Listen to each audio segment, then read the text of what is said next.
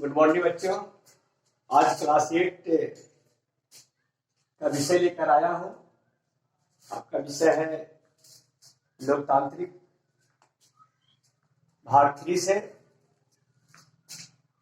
आपको आज जानना है कि what is the parliamentary system, संसदीय प्रणाली क्या है।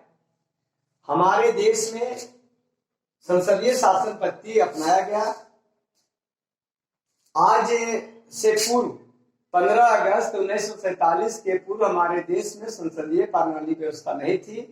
औपनिवेशिक सरकार गठन की हुई थी, जो हम लोग उस पर स्वतंत्र रूप से अपने बहुमत दल के नेता या अपने प्रतिनिधि को नियुक्त नहीं कर सकते थे। वो राजतांत्रिक थी, राजा की तंत्र थी, राजा की शासन थी। राजा जिसको चाहते थे उसे वो मनोनीत करते थे। लेकिन अभी के युग में एज ए मॉडर्न एज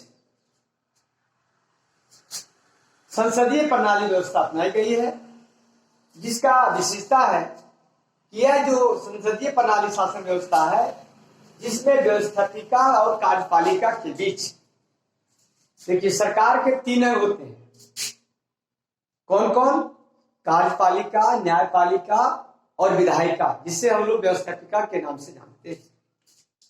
ये व्यवस्थापिका क्या करती है, कार्यपालिका क्या करती है और न्यायपालिका क्या करती है। आप ये जाने कि कार्यपालिका और विधायिका दोनों मिलकर कानून का निर्माण करती है, लेकिन उसे नियंत्रण न्यायपालिका करती है। कार्यपालिका की शक्ति विधायिका से प्राप्त होती है, क्योंकि विधायिका में ही सारे कानून और नियम बनते हैं, जो संसदीय प्रणाली व्यवस्था के अंतर्गत होती है। कार्यपालिका की जो शक्ति होती है वो किसी एक व्यक्ति के हाथ में नहीं होती है। वो एक व्यक्ति नहीं चाह सकते हैं, एक सांसद या एक प्रधानमंत्री नहीं चाह सकते हैं कि हम जो चाहेंगे अपनी इच्छा अनुसार ये काम को कर सकते हैं। यहाँ पूरे मंत्रिमंडल की बहुमत होती है, जिसकी संख्या अधिक होती है। बच्चों, प्यारे मित्रों, उनके अनुसार यह जो शासन व्यवस्था है लागू होती है। विधायिका की, कार्यपालिका की शक्ति विधायिका से प्राप्त होती है तथा वह विधायिका के प्रति उत्तरदायी है। विधायिका क्या? मैंने बताया कि जिसपे कानून बनाने की शक्ति होती है उसे विधायिका कहते हैं। कार्य करने की जो शक्ति होती है उसे कार्यपालिका का काम है लागू करना, और न्यायपालिका काम है नियंत्रण में उसे रखना, ताकि वो कभी मिसयूज ना हो जाए। इसके लिए न्यायपालिका के अधीन वो होती है।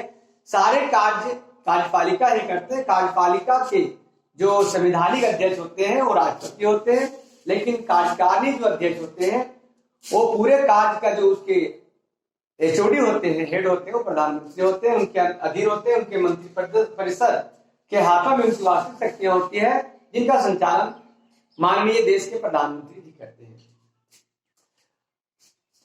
जो मंत्रिपरिषद का अध्यक्ष होते हैं, लोकसभा में बहुमत दल का नेता ही प्रधानमंत्री नियुक्त होते हैं, और हमारे लोकसभा या राज्यसभा से चुने गए सदस्य ही प्रधानमंत्री का उम्मीदवार हो सकता है। आपने सुना होगा कि हमारे जो पूर्व प्रधानमंत्री माननीय डॉक्टर, आज से पहले जो हमारे देश के मनमोहन सिंह, डॉक्टर मनमोहन सिंह, जो हमारे देश के प्रथम इससे पूर्व प्रधानमंत्री थे, उन्होंने राज्यसभा के सदस्य थे और लोकसभा के सदस्य नहीं थे। और उन्होंने राज्यसभा से नियुक्त होकर आए और प्रधानमंत्री के पद पर उन्हें बहुमत आने के बाद, जो कांग्रेस पार्टी में बहुमत आई 2004 में, तो लगातार 2004 से लेकर 2010 तक वो लगातार देश के प्रधानमंत्री बने रहे, जो लोकसभा के सदस्य थे, राज्यसभा के सदस्य लोकसभा के सदस्य नहीं थे। तो मैं ये बताना चाहता हूं कि संसदीय प्रणाली व्यवस्था वह है जिसमें जनता द्वारा चुने गए प्रतिनिधियों के द्वारा शासन व्यवस्था होती है, और उसे मंत्रिपरिषद विस्तार पूर्वक उसकी शासन व्यवस्था में हक रखते हैं, उत्तरदायित्व होते हैं। संवैधानिक अध्यक्ष के रूप में राष्ट्रपति, इनके बागडोर इनके हाथों में होती है।